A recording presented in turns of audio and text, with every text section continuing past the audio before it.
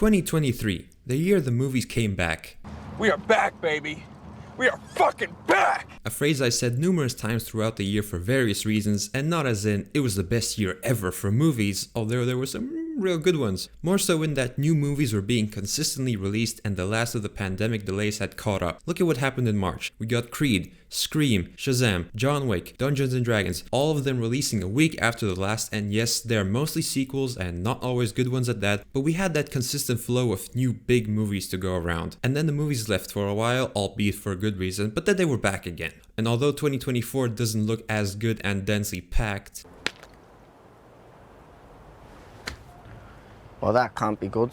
With a few exceptions of course, 2025 is looking pretty good again, so I'm sure I will be saying once again that the movies are back. Regardless, 2023 had something for everyone. A number of high-profile directors marked the latest entry in their filmographies. What started as a joke became the biggest trend and financial and critical success of the year, and the superhero genre as we know it may have finally reached its tipping point. So today, I present to you my top 10 favorite movies of this past year. But before we do that, I must address that of course, as is every year, I did not see every movie. So if you don't see a movie that you think should be on here, well, that may be a reason why. Or I didn't like it enough for it to crack the top 10. And of course, opinions change after every rewatch, so remember. Keep in mind, the list is fluid. The list is fluid, okay? Let's go to the list right here. So let's get into it. Oh, and varying amounts of spoilers for each of these. You've been warned. I do love that money, sir. I love money! I love money! Turn that card over! Now, that's a good deal, that. It's a real good deal. For you it is. Rounding off one end of the list is Killers of the Flower Moon, better known as Kotfilm or even Killers. I, as any enjoyer of high art and real cinema, was highly anticipating the latest picture from Martin Scorsese, and so maybe that enormous expectation limited my final thoughts and rating of the film. Ultimately, my main problem with it is also in some ways its greatest strength. It is a very long movie, and it's not a fast-paced movie like others, and with my attention span, you really do feel the length. And maybe I dozed off once or twice when I watched this movie in theaters, but besides the point, this is a behemoth of a film, and yet there's really nothing that sticks out that I'd cut. I mean, you're not gonna tell Martin Scorsese no. One of the all-time great directors has been given an essentially unlimited budget to tell this incredibly harrowing yet engaging, despite the dozing off, if you'll believe that, true crime story about the Osage murders and the birth of the FBI. This is one part history lesson, other part character study, and it balances those aspects of it so well. Scorsese is backed by the studded cast such as Leo doing his best Florence Pugh impression, Robert De Niro doing what we all know he's capable of when he's not just someone's dad, but if anyone's going to be winning any awards, it's going to be Lily Gladstone, who may be in the movie for what seems like a lot less, but she absolutely makes the most of it and would be deserving of the Oscar unless someone else comes along.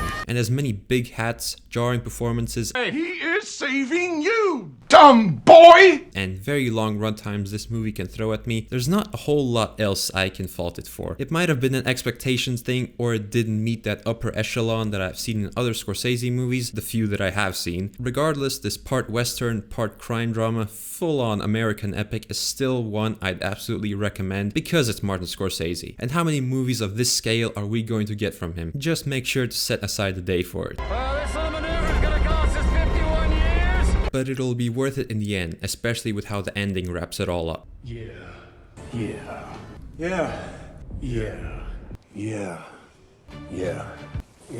I've always liked the Jonathan pictures, but none have reached elite action movie status for me.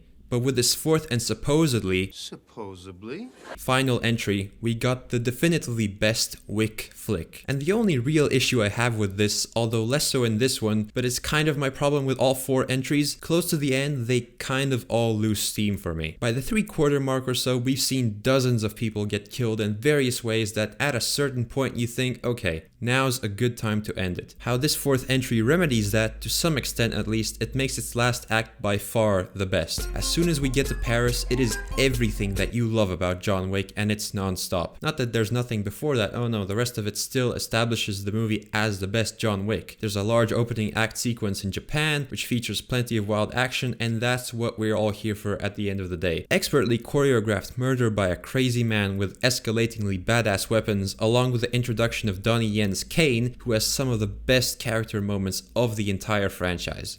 Remember your daughter. Fuck off. I knew that this movie was going to be on a different level when Kane wound up his punch like he was Bugs Bunny. But we eventually do get to the aforementioned Paris, and this is where the movie excels most. It is balls to the wall action for pretty much an hour. We go to the big French roundabout. Ooh la la. Au revoir, monsieur. Merci, monsieur.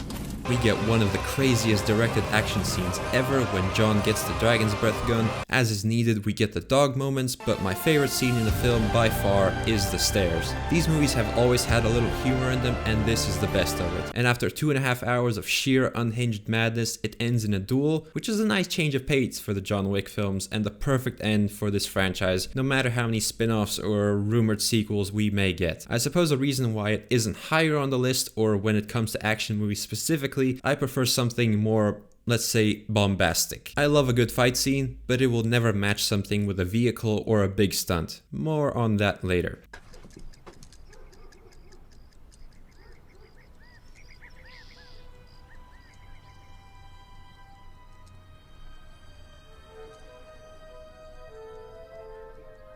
This is probably the only movie where, would I were to rewatch it now, it would drop out of the top 10, so let's not do that actually. Everyone's always talking about Hollywood is running out of ideas, everything's a reboot, remake, sequel, so I bring you The Creator, an original sci-fi movie from Gareth Edwards, his first since Rogue One. And of course, while technically it is an original sci-fi movie, having watched it, maybe it isn't as original as we first thought. Just to name a few heavy influences that I could catch: Avatar, Terminator, Star Wars, Blade Runner, Dune, another sci-fi movie. This blend of numerous iconic sci-fi movies makes up most of The Creator. But for me personally, everything about this sci-fi cocktail worked, largely because sci-fi is my favorite genre of anything. So there's this alternate future where AI robots live among us, but they are being hunted by the really cool spaceship thing that definitely isn't just a cooler looking Death Star. And with Gareth Edwards and how impeccably he is able to utilize scale in his movies, I really felt the presence of this very big sci-fi ship, the big thing in the big sci-fi movie. Right from the first scene where it's flying overhead and scanning the ground below, I only had one thought going through my mind: That was bloody brilliant. a movie that I enjoy on a technical level like that is going to go a long way. Not to say that I didn't enjoy the story, because the protagonist is back, and once again, not a very well developed character if I'm being honest with you, and he's got to save the world again, and he doesn't like AI very much, but he's gonna learn over the course of the film that they're not so bad, and he's gonna have a change of heart as he transports this super important kid robot across the world, eventually culminating in an explosive finale. I enjoyed the world building, I enjoyed the visual effects, I enjoyed the bomb robot that runs like it belongs in a Wallace and Gromit short. I just enjoyed a new sci-fi movie, even if it wasn't all wholly new. And I really hope that its underwhelming box office doesn't scare off studios even more so from trying to go along the path of non-IP projects. Some guys got on the train and they're sitting there and they're looking at me, and then I heard one say, "Yeah, it gotta be him. Nobody looks like that motherfucker." Where last year we had Everything Everywhere All at Once as that incredibly unique, slightly bizarre, but ultimately brilliant movie and Oscar player, this year that title goes to Poor Things. A movie I had no idea what to expect from going in, and I was nothing short of blown away. For one, the look of the film earns it so many points. Right from the get-go, Godwin's house and everything in it looks like it has been pulled straight out of some old-timey picture book, bordering on some kind of absurdist art. There's just a dog with a goose head, and that is a very funny image to me. Why is it there? I don't know, nor do I really care. Or even things like random uses of fisheye lenses. Why did they use that? It doesn't matter. It looks cool and adds to the surrealness of this world. And the story is equally as unique and bewildering. The brain of a baby is put into the head of said baby's now dead mother, and we track her progression throughout the film from silly child thing to a full-grown adult. That character evolution is what the movie is all about, seeing how Bella Baxter discovers the world and thus discovers who she is as a person.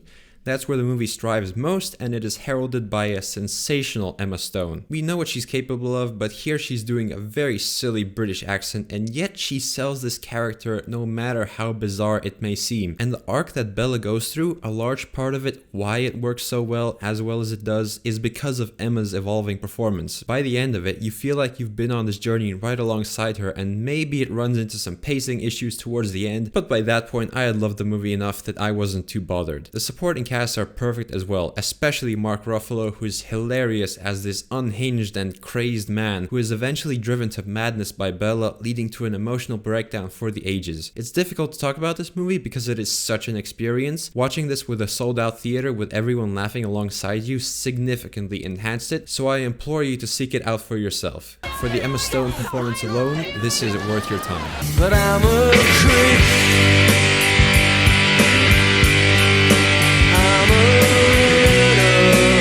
It would be a severe understatement to say that Marvel Studios has struggled since they wrapped up the Infinity Saga back in 2019. James Gunn's conclusion to his Guardians of the Galaxy trilogy was for many people the last beacon of hope in this barren wasteland of content. Quite fortunately, it was everything I hoped it would be. The Guardians have always been a favorite for many people in the cinematic universe, and after Endgame, they seemed like the only ones that were really missing some sort of conclusion. And the conclusion that we got was pretty perfect. In fact, I think it might just be the best MCU entry we have.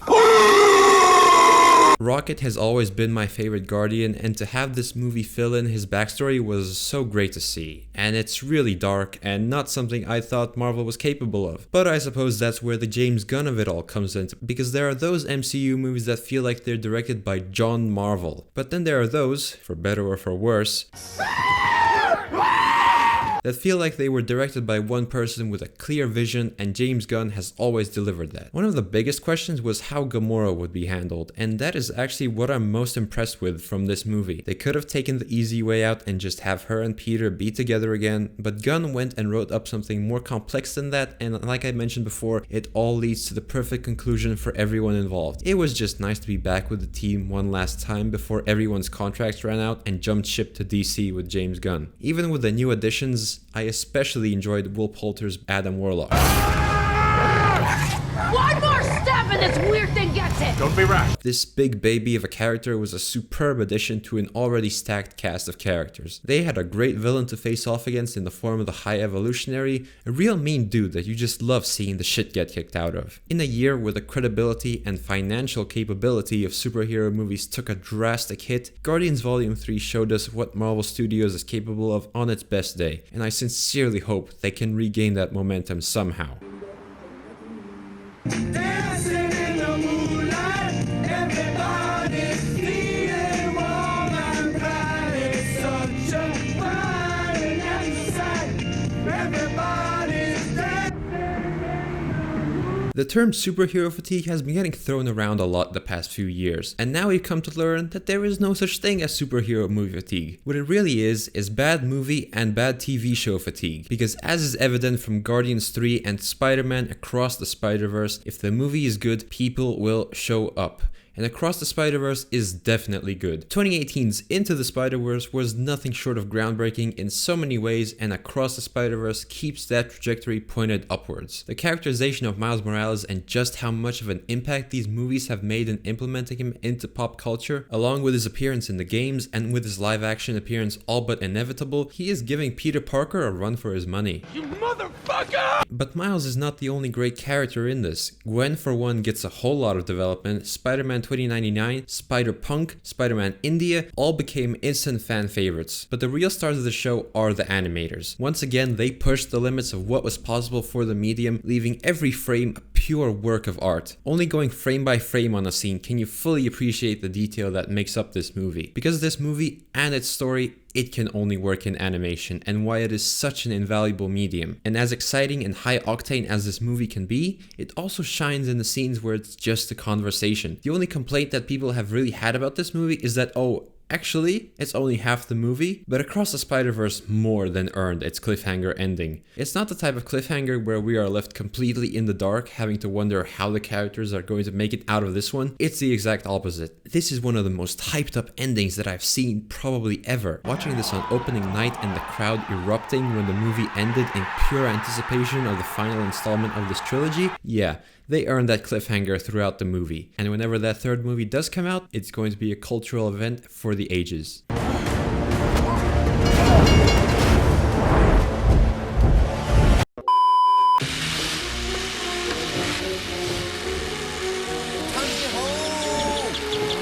Let's take it back 3 years to 2021, when I made my most anticipated movies of the year list and Mission Impossible 7 was top of my list. 2 years and 5 release dates later, I finally saw my most anticipated movie for each of these last 3 years, and as you can tell by its place in the list, yeah, it lived up to expectations. It didn't reach the heights of Fallout, I don't think anything can, but having seen it 4 times since, I like it quite a bit. It has been 5 years since the last one, so much like with other films in this list, it was nice to be back with the team once again, doing a big Mission Impossible. The latest addition to the team, Hayley Atwell, effortlessly fits right in, albeit at the expense of another brunette later in the movie. I guess there can only be one. And can we take a second to appreciate the overall cast? Hayley Atwell, Rebecca Ferguson, Vanessa Kirby, and Palm Clemente?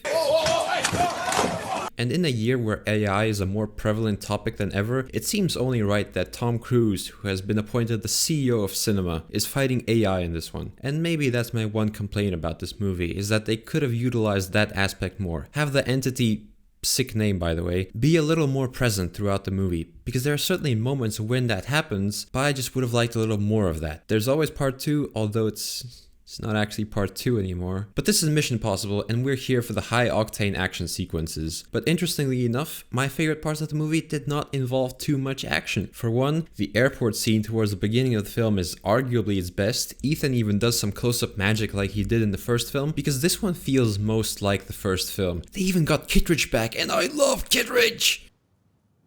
This is me listening. This is me listening.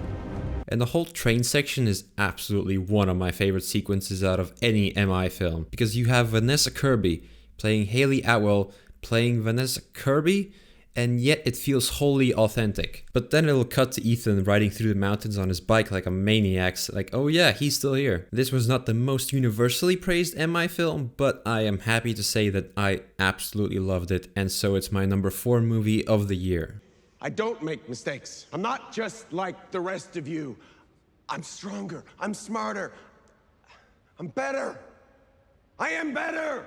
There's a very specific genre of movies that feature a scene where a group of people are gathered and maybe someone is at a board explaining what the problem they're faced with is and exactly how they're going to go about solving said problem. Godzilla Minus One has exactly that, and it was at that point in the movie that I knew this was going to be an all-timer. I'll be the first to admit that I'm not very seasoned in my Godzilla watching habits, but Minus One is the very best of all, and I know I'm not alone in that opinion. Everything about this works so perfectly and reminds us that no matter how many times Hollywood tries their hands at it, Godzilla is best with the original creators. Because as much epicness and destruction that this version of Big Atomic Lizard brings, and trust me, from the Jurassic Park-esque opening to the devastating city attack complemented by one of the best atomic breath scenes to the Jaws insert, it's the human drama that is a real takeaway here. When I was watching this, I ended up being so invested in the human story of our main character, Shikishima, that I borderline forgot this was a Godzilla movie. Like, oh yeah, he's still here. His arc throughout the film and the emotional turmoil that he goes through in regards to his duties as a kamikaze pilot and how that circles back in the end, that character story is what makes this stand out above most, if not all, kaiju movies. And with side characters like the Captain and Dr. Noda, you want nothing more than for them to bring down the big lizard through their extremely well thought out plan. And with Godzilla being a good guy for the last few years, it's great to see him be a real meanie again. Because when we get to the third act and it turns into Dunkirk, it was at that point where I thought,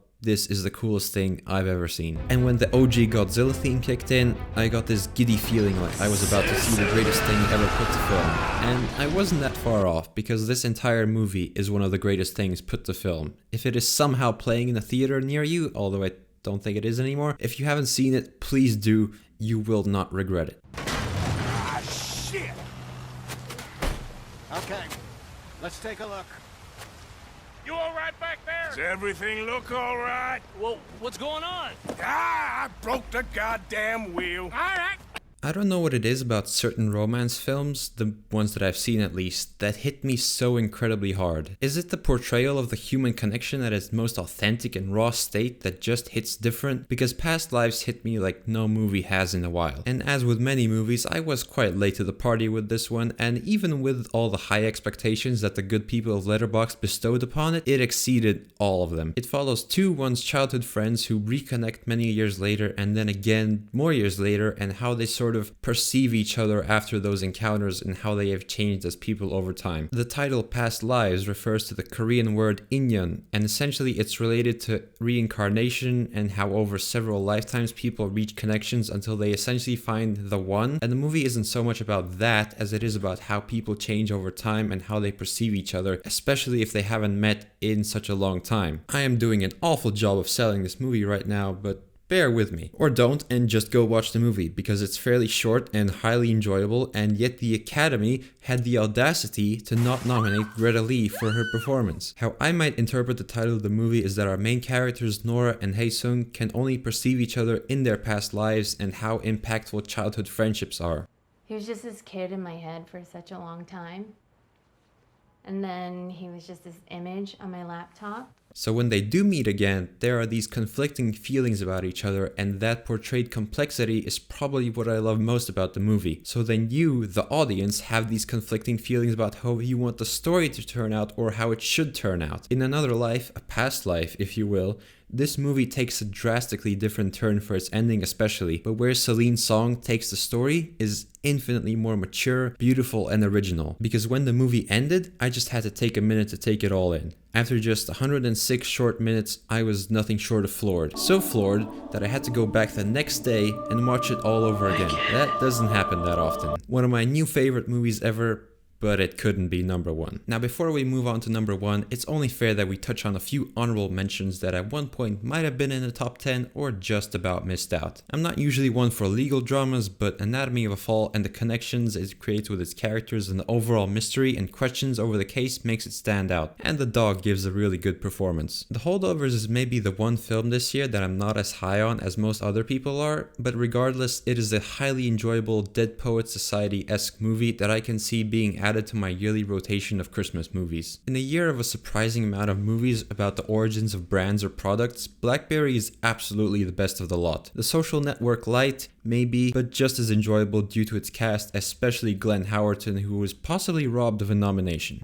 I'm from Waterloo, where the vampires hang out! Hunger Games prequel was not on my radar to be a good movie, let alone the great one, so the fact that I enjoyed it as much as I did probably makes it the biggest surprise of the year. Great portrayal of President Snow, in fact so great that I'd love to see more. And finally, Society of the Snow. I love a good survival movie, I love how brutal or horrifying they can be, but they are usually just as inspiring and uplifting by the end, and this is no different. If you can stomach it, seek out the story about the infamous Uruguayan plane crash in the Andes. And here are some others that missed out and where they placed in my overall ranking. But now, let's finally get to the number one movie of 2023. I think it must be damp. The expectation for Christopher Nolan's latest effort was expectedly immense, but I trust Nolan as a filmmaker, so I fully expected him to deliver a quality movie with Oppenheimer, but it turned out to be his very best yet. And it didn't even require a sci-fi twist or a caped crusader if you excuse Oppenheimer suiting up, the JFK name drop, or Einstein emerging from the shadows. You can take the man out of superhero movies, but you can't take the superhero movies out of the man. Every time I've watched this, and the number will keep climbing I'm sure, it's only gotten better. I walked in expecting a character study on the man who changed the world forever, as Nolan himself put it. Because it made him the most important man who ever lived. And we certainly got that from this movie. But what I was left with after witnessing one of the greatest movie endings for, well, one of the greatest movies ever, was a devastating feeling regarding humanity and what we are capable of. The movie explores that turmoil within Oppenheimer and is the driving force of his character, especially in the third act. And the momentum of the movie matches that exactly. Because the first two acts, even with the jumping timelines which greatly aid in the pacing of the movie, it's all building to the Trinity test. In some ways, that's the climax of the film and then the rest is the falling action, but I'd argue that it's after the test that the movie finds another gear. Now that they've let the nuclear genie out of the bottle, Oppenheimer begins to realize just what he's unleashed upon the world, which makes for one of the best scenes Nolan has ever given us. We see his psyche fall apart in real time, and for the rest of the movie he's ridiculed and eventually scapegoated for the arms race that ensues. The third act turning into a courtroom drama was not on my bingo card, and yet with scenes like Kitty's testimony or David Hill coming in clutch right at the end, it enters a new level of how engaging the whole thing is. not to mention the endless memes that arose from this movie. And I could talk just as much about the cast, which will have you doing the Rick Dalton at the screen for every scene as another high-profile actor shows up, or the score from Ludwig Göransson, which is otherworldly. And in Nolan's and Göransson's 2 collaborations so far, they've both been slam dunk efforts, and I hope we get many more. And of course, on a technical level, few do it better than Nolan. The visuals, sound, all of it, including the infamously anticipated nuclear explosion scene, which lived up to it. I will not hear otherwise. I mean, what a movie. What a picture. What a picture. Good picture, yeah. It's definitely my movie of the year, and it just so happens to be the awards movie of the year. A little extra on top there for number 1, but you don't get to talk about a new Christopher Nolan movie that often, so you gotta make the most of it. What a great year for movies, and I for one am very happy with the top 10 that has assembled, especially the latter half. 2024 has a lot to live up to, so we'll see if that top 10 is any good. But until then, if you did enjoy the video, remember to like and subscribe, comment down below your favorite movies of the year that was, and what upcoming movies are you looking forward to most. Until next time, thanks for watching. I'm not a role model, I was briefly a runway model. I hate the AM, I hate the PM, I hate labels. I'm not a hero because calling yourself a hero makes you a self-pathologizing, narcissistic autocrat.